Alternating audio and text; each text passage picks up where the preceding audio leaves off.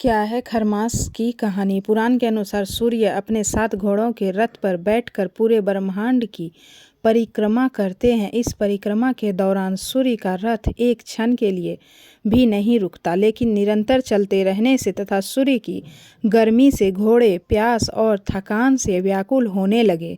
घोड़े की यह दयनीय दशा देखकर सूर्य देव उन्हें विश्राम देने के लिए और उनकी प्यास बुझाने के उद्देश्य से रथ रुकवाने का विचार करते हैं, लेकिन उन्हें अपनी प्रतिज्ञा का याद हो जाता है कि वे अपनी इन अब अनवरत चलने वाली यात्रा में कभी विश्राम नहीं लेंगे। विचार करते हुए सूर्य देव का रथ आगे बढ़ रहा था। तभी सूर्य को एक तालाब के पास 2 खर यानी गधे दिखाई दिए।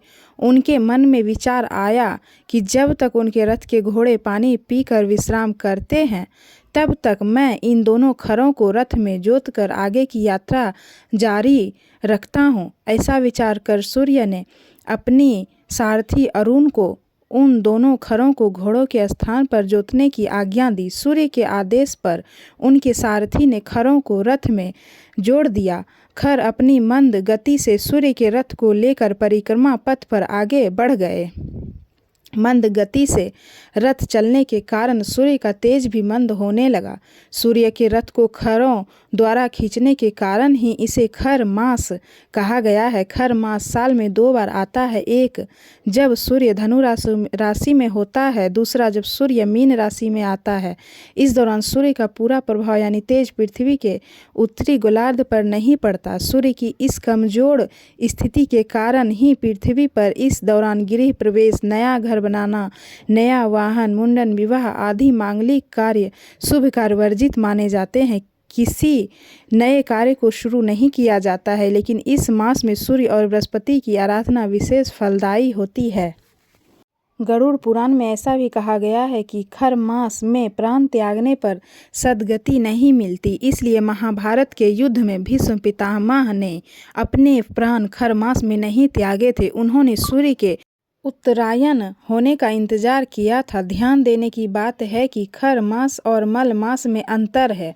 सूर्य के धनु और मीन राशि में आने पर खर मास होता है, यह साल में 2 बार आता है, जबकि मल मास 3 साल में 1 बार आता है।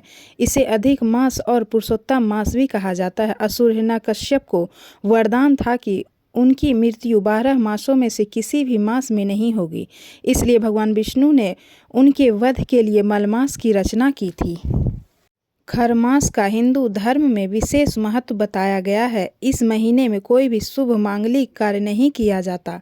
15 दिसंबर से खरमास का आरंभ हो चुका है और 14 जनवरी 2025 को खरमास का समाप्त होगा। इसके बाद सारे शुभ कार्य होने लगेंगे।